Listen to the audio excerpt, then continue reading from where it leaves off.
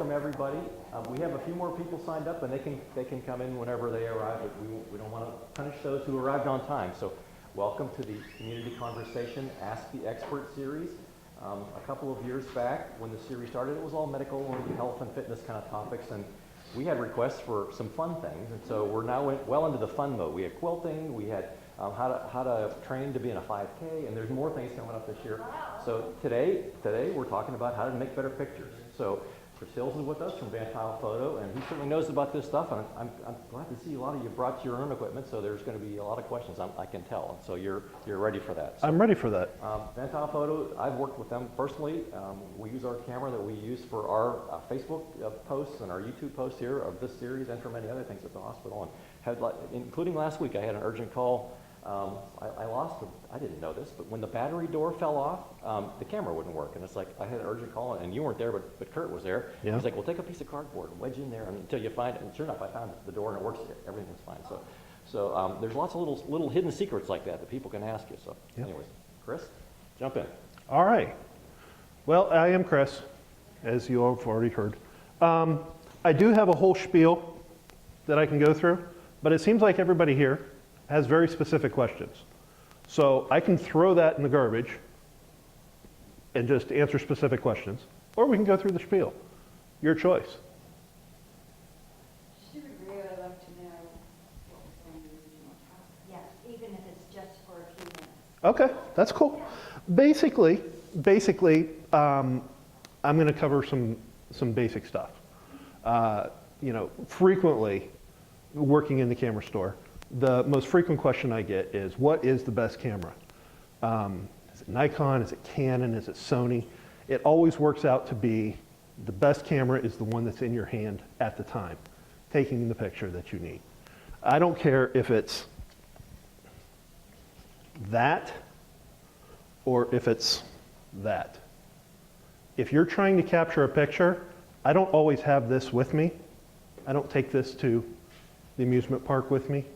I don't take this with me when I go to the beach. I shouldn't take this with me when I go to the beach, but I do. So there's a lot of basic things you can do to get better pictures, even with these. And everybody has these in their hands all the time, most of the time. Maybe my kids' generation has them in their hands all the time. There are limitations to that, to the phone. Obviously, you're stuck with one lens. While they build a lot of automatic features into the phones and the point-and-shoot cameras, you don't really get a zoom lens. You don't get usually a very powerful flash. You do get the power of convenience. What you have in your hand at the time usually allows you to at least capture a picture. So that's where it is as far as convenience. The problem always is with a phone or a tablet or whatever your social media thing here is. Oh, sorry, I forgot it did that.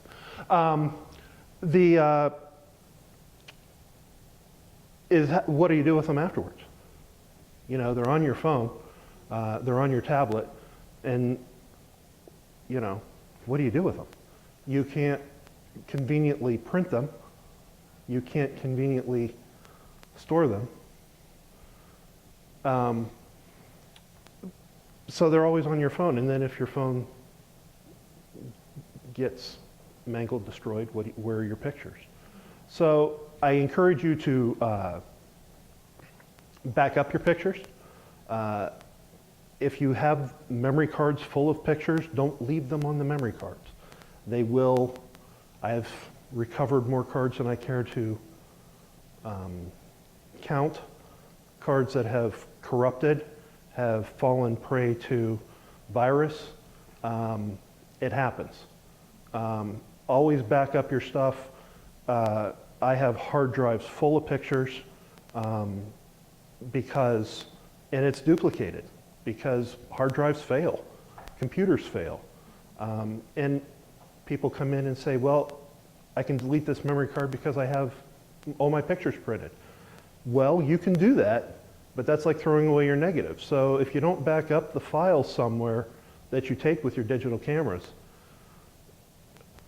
they're gone. So it's important to save your files however you can.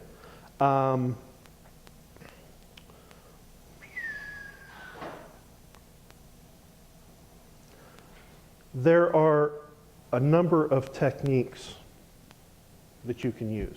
And I am really kind of buzzing through this because the questions seem plentiful. Stability is usually the #1 problem with most people's pictures. Because we get used to,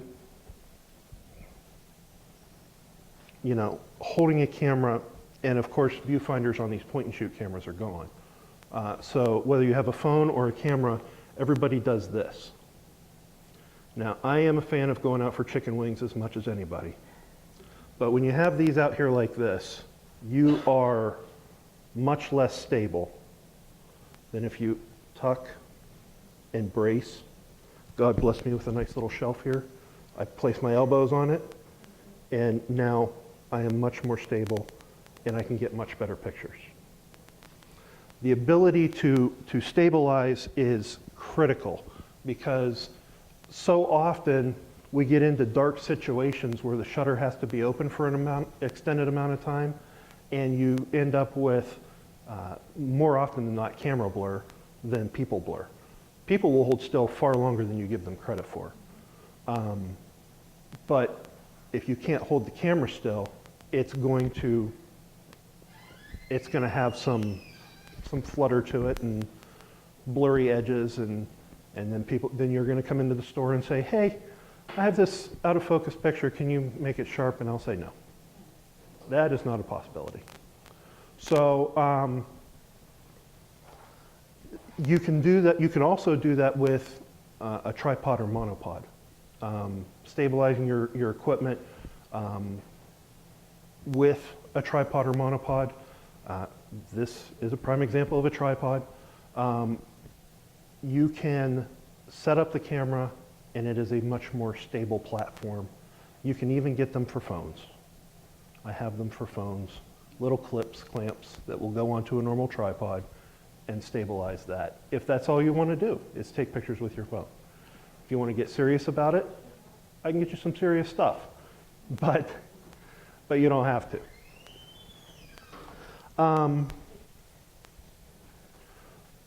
Primarily, exposure is all about how you take the picture. Exposing your picture properly is critical to getting your colors right and your sharpness right and all of those things.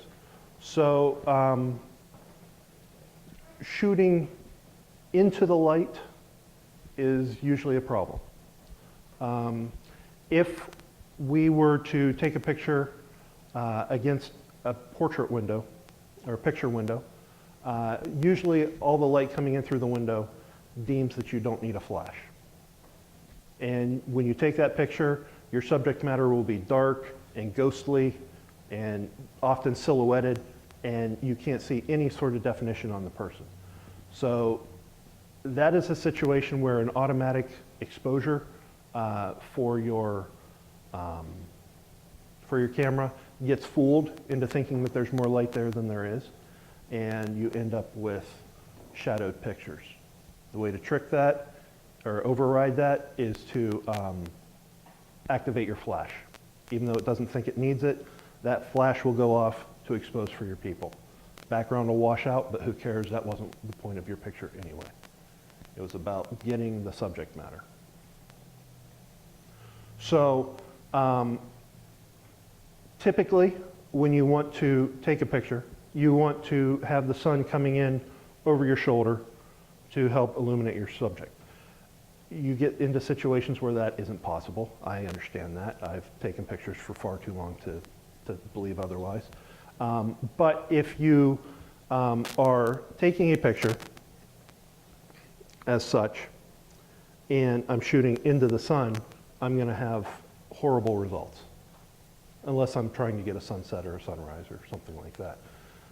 Or if I'm going for the silhouette look. I'm sure you've all seen the pictures of monuments or Ferris wheels or whatever with a sunset in the background and it's black. That's usually by design. I've done it on accident too, and it turns out pretty cool. There are happy accidents in photography. But having the light work with you instead of against you makes your photography battle twice as easy. So make sure that you're working with the light and not against it. When you're shooting, it's important to leave space. All too often we get focused and it's very easy to get zoom happy and fill the frame with whatever you're trying to take your picture of. And then when you go to make an enlargement printing wise, the proportions will cut something off that's important. So we call it crop space when we're printing and doing photography. If you can back off the zoom a little bit, it will help later on when you go to actually make a print. So often we'll get a senior portrait come in that Uncle Jim came in and took our pictures, and he fills the frame, tip of the toe, top of the head, fills the frame, and then they want an 8x10, and I have to cut something off. Typically, it's not the head. Typically. There are situations. But, you know, it crops here, and it looks unnatural. It looks funky, and that's no good. So that's the general run through. And again, I blitzed through it pretty quick because there's a lot of questions going to be coming, I know. I'll kick it off. Go for it. So lighting. Yeah. Aperture. Can you talk about aperture? I'm more than happy to talk about aperture. Aperture serves two purposes. It determines how much light comes in through the lens. It also determines your depth of field. The bigger the lens opening, the more light you can get into the camera. The trade-off is your depth of field gets very shallow. If you're trying to photograph anything with a fair amount of depth to it, you need to close down the aperture, and that of course means that you have to slow down your shutter speed. Because you're letting less light in, the shutter has to stay open longer to provide proper exposure. Most cameras have an aperture priority mode that will take care of that. You set the aperture, the camera will set the shutter speed. On a lot of cameras, is referred to as AV. Mine is just A. It's 6 of one, half a dozen of another. It does exactly the same thing. Aperture value versus just aperture. You control one, it controls the other. Of course, half automatic can be just as detrimental as full automatic because it still can be fooled. Anything automatic can be fooled. If I am metering for a white swan, this is great. I just experienced this with a customer. They had a white swan on a pond in a bright sunny day. And the camera underexposed horribly because of all the white bird, the reflection coming off of the water. It thought that there was far more light there than there actually was. And it made for a gray, murky, ugly picture because that swan wasn't white. So that's a perfect example of a camera being fooled by its environment. So letting more light in, I don't know why I just did that. The aperture in the lens, as we've just discussed, determines how much light is allowed to come in through the lens. And there are different lenses that provide different apertures. So these two lenses do exactly the same thing, telephoto-wise. They don't look the same, but they do exactly the same thing, range-wise. This one just gathers more light. And so if you look, it is decidedly larger, so it lets a lot more light in. So you're looking at a lens here that you would primarily use in a lot of low light situations or fast action.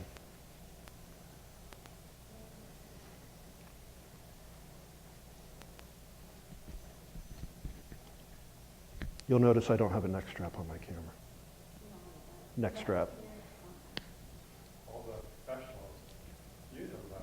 They do. My problem is the neck strap cuts down across my neck and triggers migraines. That's good. So I have compromised. So for fast action, you want to do, you want to put it on AV, Not really. so you want to put it on the running man. Well, if you want to leave it to chance, because that is the running man, any camera that,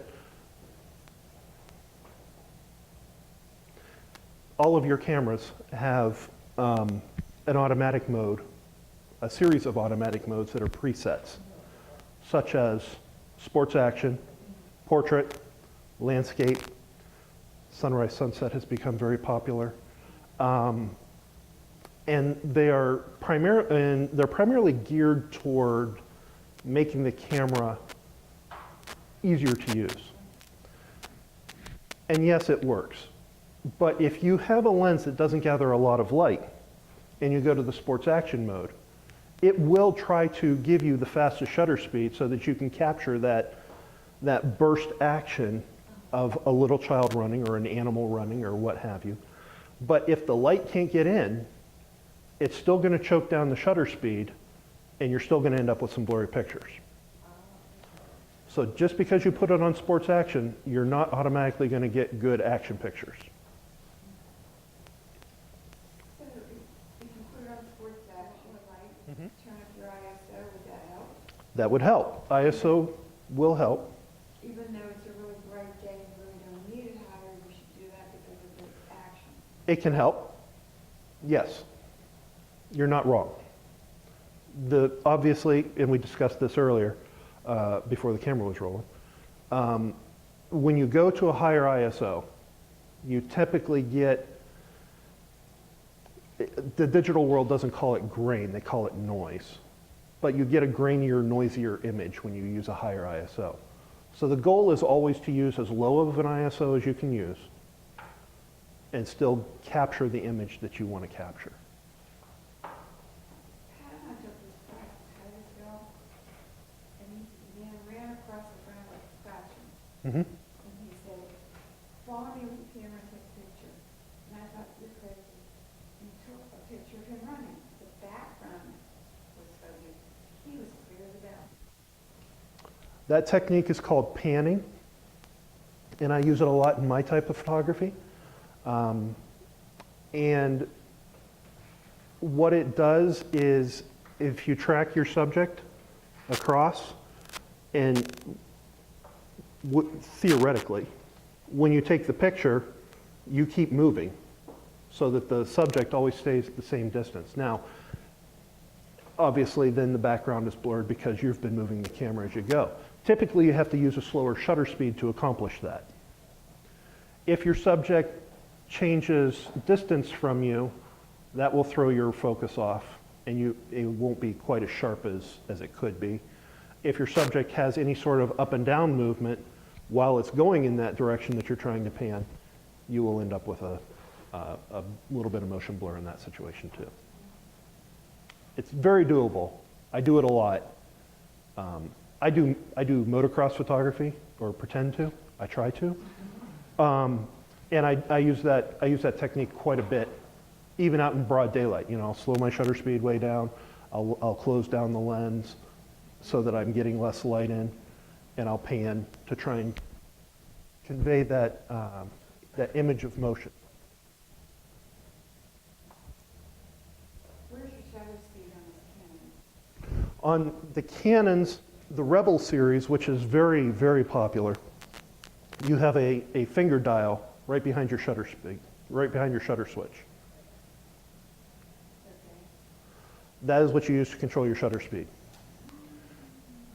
In manual and shutter priority. If you are in manual, now if you're in aperture priority, the AV mode, that same dial now controls aperture. You might have to press the shutter button halfway down. So what's the numbers mean, like 140, 1 to, get 150, that's, what does those numbers mean? The bigger that number, the faster the shutter speed. 1/500th is faster than 1/50th. So you want the slower. So you're saying you want to slow that shutter speed down. If you're trying to pan. So you would want to take it down to like what? It all depends on your subject. Yes. But like, If I'm doing motorcycles, I'm usually not going below 1/125th or 1/100th. If I'm doing kids running, I'll usually go down to a 60th. Only if I'm panning. 1/160th. Yes. Okay. No, 1/60th. 1/60. So like dog running would be, I wouldn't go below 100.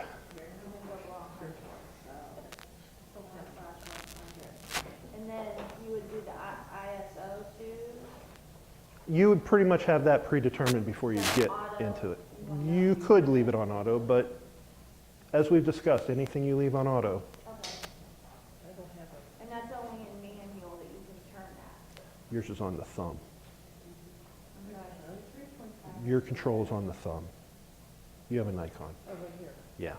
The dial we're talking about is on your thumb. I don't have a instruction book there. That's okay. That's why you're here.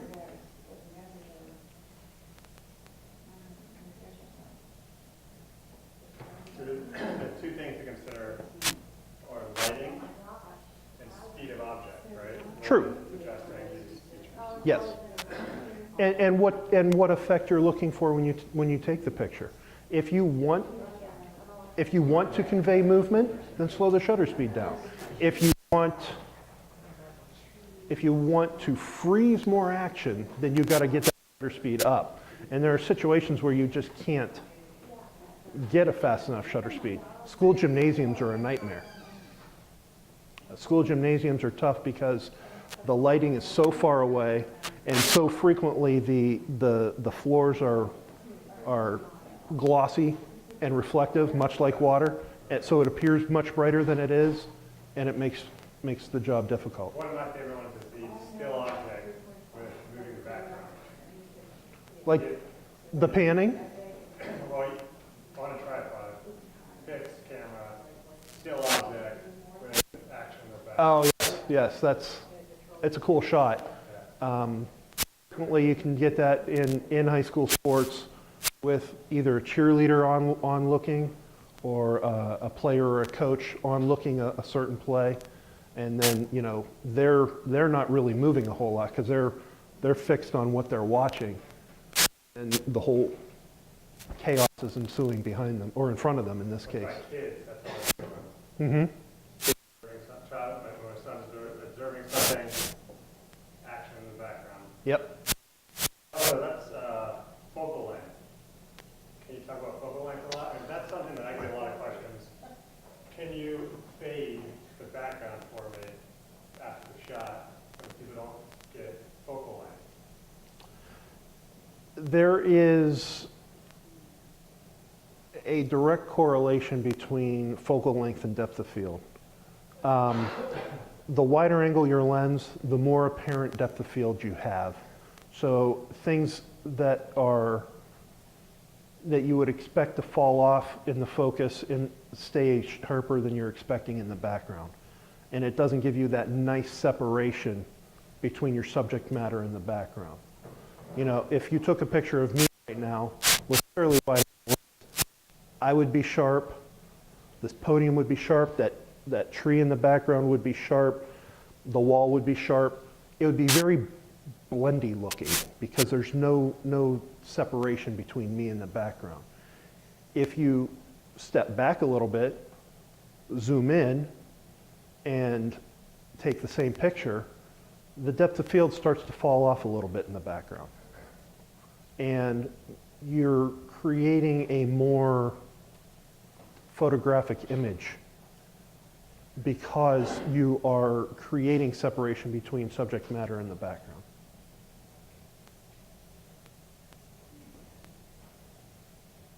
I have another question, that I've run into. I have a habit of using the telephoto lens for taking, like, pictures at events. Mm-hmm. Just because I want to get, like you said, the close-ups Mm-hmm. of their face and stuff, Sure. and nothing else. Mm-hmm. And I've noticed that if I take a picture and then I go to take another picture, it doesn't want to take it right away, Okay. and I don't understand why. There could be a So- couple of factors there. Most of your built-in flashes have a range of about 15 to 18 feet. Anything over that, they are virtually useless. The light's going out, but it's never coming back in time for the picture to be taken. And your camera is setting up the exposure knowing that that flash is going to fire and expecting it to cover that distance, and it just isn't going to. So if you're in range and you use the built-in flash and you're using telephoto, it is expending more energy when it fires. It's flashing harder and more intensely than if you weren't trying to reach further. Because when you're zoomed in, usually you're back further. Well, I'm taking, like, maybe from here to you. Mm-hmm. The other side effect is with these lenses, most of the lenses, especially your run-of-the-mill kit lenses that you get, which is what this is, these lenses, as you zoom them, the f-stop decreases, or the aperture decreases. So on this lens, for example, it is a 4 to 5.6. It's a 55 to 200. So at 55, my f-stop is a maximum of 4. When I zoom out, it drops to a 5.6. That's a full stop drop. So I have lost my ability to gather a full stop of light with this lens as I zoom out. That means that my flash now has to work harder because I'm able to gather less light. And now it's using that flash as a crutch to compensate for that. So it's expending more energy. When it expends more energy, it takes longer to get back to that level of capacity. Your flash in the camera has a capacitor that fills up with energy, and then it uses that energy quickly, and then it has to fill up that capacitor. Okay. So then, what I usually do is just turn it off and then turn it back on and then it works. And that's Okay. a happy accident. Because even though your camera's off, the capacitor is refilling from the battery. So I shouldn't be doing It doesn't matter. that. Oh, It doesn't matter. You're not hurting the camera. You're just, and when the camera turns on, it has to go through it. It's just like a computer. These cameras are computers. it has to reboot, and it takes a little bit of time to reboot. Well, it's using that time to recharge. So, happy accident. Okay. It has nothing to do with the zoom lens then? Well, again, the zoom lens, as you zoom out, It's moving, it's just using more. you're using more energy out of the flash. Flat, okay. So actually, it would be better if I got one of those bigger flashes. That would help. That would help. Okay. Yep, it's going to give you more range, Okay. and it's also going to have to kick out less power because it's a more powerful Okay, unit to so start that- with. Okay, that makes sense.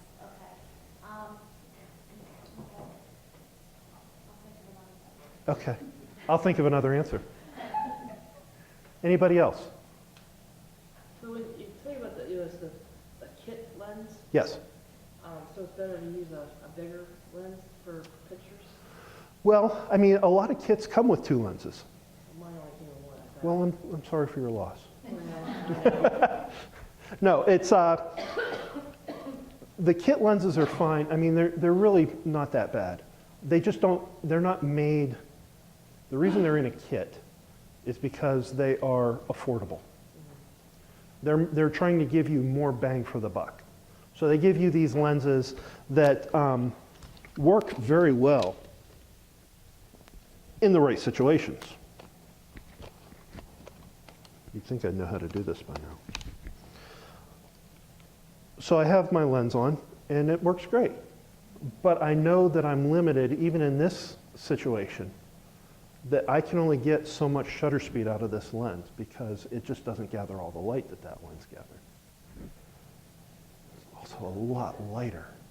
I just realized how much lighter this lens is. It's not nearly as heavy to hold. The kit lenses are good lenses usually, with the exception of a couple lemons out there. And they are very practical, very usable. They're just a little bit limiting. What about this used? I only had one lens with it. Which was probably an 18 to 55, Yes. which is your typical, I call it your typical knockaround lens. It's a lens that you put on the camera, and it's the most common kit lens out there. It gives you a nice medium wide angle, a nice mid-range normal lens. So it covers most of what you're going to do for, family functions, kids going out to do stuff, just general use. Well, I usually have pretty good accidents and get pretty good pictures. Well, good. Accidentally. Well, and one thing I can say is, what model do you have? I know it's a Nikon. It'll say right over here.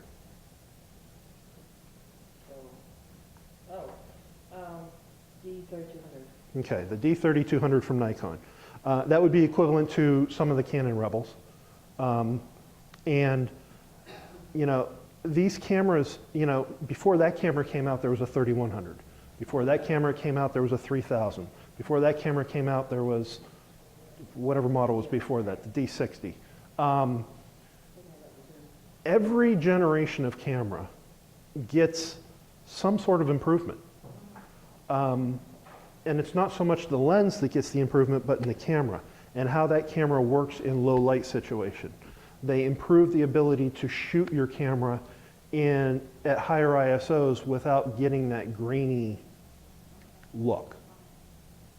I do get pretty good night pictures. Mm-hmm. Yeah, the 3200. Now, of course, since then they've come out with a 3300, Yeah, I know. and now a 3400. Right after I bought this is almost new when I bought it. Mm-hmm. But as soon as I bought it, the new one come out.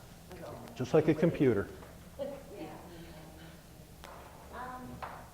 So that other one there, The big lens, now that one you said is the same same range. zoom lens, except it has a bigger aperture. Right. And the bigger aperture is better for pictures. Per se, I mean, as far as like the,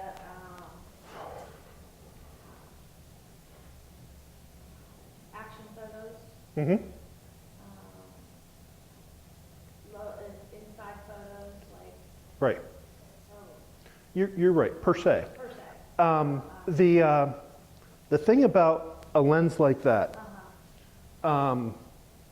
it's kind of like when you buy a Ford or a Lincoln. They're both made by Ford. Right, The Ford Fusion comes with some nice amenities, right. but I want a little bit more out of my car. So I buy a Lincoln. Usually whenever you get the big f-stop lenses, the lenses that gather the big light, usually you get better optics, usually you get a better stabilizer, usually you get a hood that comes with the lens. That's not always a given on the kit lenses, and this is a hood. Oh, okay, that's what's on That's what's on that one. It's just turned around backwards on that one. that. Is there a reason why it's turned around that way? Storage. Oh, because it protects the lens? No. This one will mount backwards too. Oh, no, is there a reason to take pictures differently? No. This is how it goes into the bag. So it's not as long. Is there a cap on it? There would be if I was a good photographer. Okay, yeah. It's actually in my camera bag, but All right, yes. I see, okay. But yeah, this is just a shade. Now, you keep that on, you want to have that on for pictures, correct? Yes. Now, what does that do, besides having the bigger aperture on there, what does that do for your pictures? This doesn't have anything to do with the quality of picture. So what's the purpose? The purpose of a hood, it can serve three different purposes. Two different purposes. One, it gives you some depth to the front of your lens. So I've already told you what I photograph, which is dirt bikes. And I get way too close to the track because I'm a nut job. And rocks and dirt and stuff come up. So it gives me a little bit of protection. The other thing that it does, how many of you have seen an old Western movie, a John Wayne movie, where they pan the camera across the plane and you get that glare, that reflection? We call that lens flare. This helps cut down on lens flare. Because what causes lens flare is the light will come down across the face of the lens and cause a prism effect through the lens. If this hood is there, that can't happen. Now, the thing about seeing it in a movie, an old Western movie or even a new movie, I don't care, it goes away. When I take a still photograph, it's there forever. Now, I can get rid of it in Photoshop, but that's a lot of work I don't need to do. That won't have anything that wearing that hood, would that alter your, like, portraits? Not in the least. That doesn't do anything. Doesn't do anything for that. Nice, I like that. What's the difference between the f-stops on these two? This is a 4 to 5.6, as I said. That is a 2.8. And f-stop is, That is aperture. f-stop. F-stop equals aperture. It's the same terminology, different generations. Yes, ma'am. Okay, I have a kid zoom, Okay. and I was considering getting a 2x converter. What is the positive and the negative of doing that? Or should I just, like, go out and buy myself a $1,600 new zoom? I would suggest you go to VanTuil Photo and buy yourself a $1,600 new zoom. There are two main things you need to know about doublers. Number one, they double the magnification of your current lens. The trade-off is you lose 2 stops of light with a doubler. So what was a 5.6 lens drops to an f11 lens. Say it again? You lose 2 stops of light, so when you zoom your lens out, if it's normally 5.6, 2 stops would be drop it to f11, if I'm doing my math correctly. Okay, so it's 2 times, not 2 stops, it's 2 times. It's 2 times the magnification, Okay, 2 stops loss of light. okay. The big problem with that is, and this is what you won't ever read on the internet, your camera needs a minimum aperture of 5.6 to autofocus. So when your lens drops below 5.6 on the aperture, you have to manually focus it. The reason it can't focus is because there's not enough contrast in the picture anymore. You've lost too much light. It's murky to the camera. So if it's murky to the camera, it's murky to your eye. And it's harder for you to even manually focus it as well. You can get close and you can do it, but you will have a lot of frustrating pictures. I think it's good to note that the larger your f-stop, the less light. Yes, it's very confusing. Yeah. Everything in photography works backwards, just because it was far too easy to make it go the right way. The bigger the number, the less the light. Yes. The lowest you can get is like 1, 2? Actually, Canon several years ago made a 50mm 1.0. Really? Yeah, they don't make it anymore. So you can like focus right here. Yeah, and then there's nothing else in focus.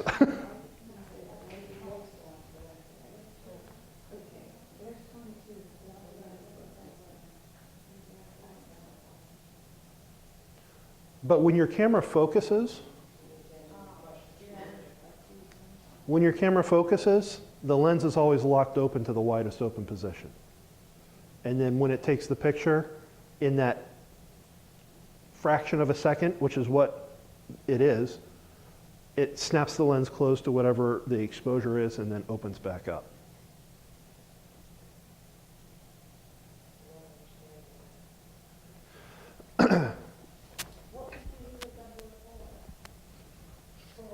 Bring things further away closer. So if an F-22 is good for landscape distance, is that the high aperture number? Yes. You have less light. We need Correct. more light for that distance? No. And the reason you're using an F-22 is because you're actually increasing your depth of field so that you have more in focus front to near. You just compensate by having a longer shutter speed. And it does that automatically? Sometimes. Most of the time. It's frustrating, isn't it? Yeah. Yeah. Like I said, everything's backwards. It That's doesn't why I make sense. mentioned, like an F1, a really high level of light is only going to focus. Like if I took a picture of this camera Uh-huh. right here, nothing else would be In focus. It would just be this camera, based off of not just based off of the amount of light that's coming in. So if you're going really far, you're decreasing your light in order to focus far away. Well, and the reason why I was asking is, we were just down in the Badlands, Mm-hmm. you know, and I had limits to how well I could, you know, take the far shots. Mm-hmm. And I thought, boy, I wonder if a 2x converter would, you know, or should I just Right. go down to VanTuil and buy some 100? I would really recommend the latter. Yeah, yeah. But actually, there are now not new companies, new technologies in the lenses to give you more range and not have to spend quite so much money. This lens and this lens are both made by a company called Tamron, and I carry from them a 150 to 600. What's your biggest lens right now? I think it's 55 to 250? 55, yeah. So 150 to 600 will give you a little bit of overlap, but it's going to go all the way out to 600 millimeter, which is roughly 3 times more than what you currently have, Yeah. roughly.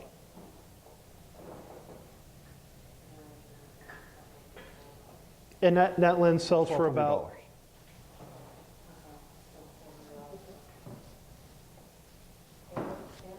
Tamron, Tamron. I think you sell nice tripods too, right? Yes. Two tripods, you're gonna get long. You would be amazed how much harder it is to hold a lens at 3 and 400 millimeter than it is a 200. You just don't think about it until you're in that situation and you're holding it and trying to hold it still for any amount of time. Your arm fatigues so much faster than you give it credit for. Now with the bigger aperture like that, Mm-hmm. that, holding that compared to just a regular lens, is it any different? Because I mean, I have no problem taking clear pictures with this, you know, so, but with that, Come here for a minute. I mean, So we can do this on camera. I can come to you, but the camera's still there. no, I don't want to be on camera. Holy crap. Yeah, that's exactly what I expected to hear. Yeah, that is Yeah. heavier. A lot. Wow, Sounds heavier when yeah, that is, Yeah, that is a chunk of glass. yes, wow. And these will be here all night. You're welcome to come up and see it and feel it and see what the difference is. It's amazing. Yeah. And until you actually, I'm a big guy. It doesn't look that big compared to me. It's a big lens. It is a big lens. And is that the same, And those lenses do the same thing. they're the same zoom? Same range, It's, almost. Very, very, very, very close. this one, That's a 55 to 250. so that's a 250, 200, 200, so it's the same zoom, so. yeah, Wow, yeah. so you wouldn't want to take a picture, you have to be, you get that shape. You can. Now they do, like I said, though, when you buy the bigger glass, you get better stuff. Number one, your shutter speed goes up because you're gathering more light. Number two, they put a better stabilizer in it. Your lens has a stabilizer in it to help you hold it still. That lens has a stabilizer in it that helps hold it still. However, it is a slightly more advanced stabilizer to help you more because they know it's heavy. It's a chunk. So I thought you said that everything's in the camera. Well, every generation of camera gets a little bit of an improvement. So they do improve lenses as they go too, but they don't change lenses nearly as frequently as they change cameras. Every model year there's a new camera. That doesn't happen with lenses. So, but I mean, that lens would be okay with this? Absolutely, absolutely. If it was a Nikon, Will they make them for Canon? absolutely. Come on down and see me. Welcome to the infomercial. Other questions? How do you use a fisheye? Now, there are true fisheye lenses and there are add-on fisheye lenses. Typically, an add-on lens does not perform the same or to the same standard as your name brand Mountain Use lens.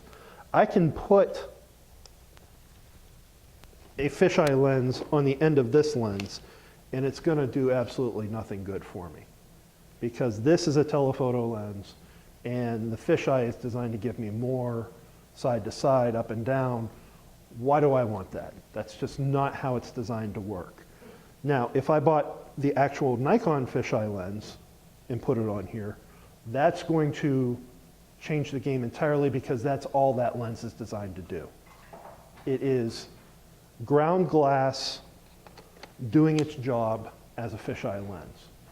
And does everybody here know what a fisheye lens, what the purpose of a fisheye lens is? Fisheye lenses are designed to give you a distorted perspective of everything in a very wide angle view. So it gives you almost a 180-degree view, depending on the lens, and it will distort everything in such that lines that should be straight will start to curve. Usually when people use fisheye lenses, they don't use them inside, they're using them for architecture photography. So you get this building, you take a series of buildings, the buildings on the outside start to curve to the top of the photo. That's done with a fisheye lens. People take pictures of docks Yes, using those. yes, and then the outside docks start to, Oh, okay. and you'll actually, if you're not perfectly level, you will get even weirder distortions. But you'll even pick up the curvature of the earth or an exaggerated version of it depending on where it is in the frame. If you're shooting horizontally, some of you might know that as landscape. If you're shooting horizontally and you put the horizon higher in the frame, the bow gets much more dramatic. If you put it low in the frame, it will actually curve out. It's very weird, very bizarre. It's all, Artsy type, yes, okay. yeah. There's very few practical uses for a fisheye lens.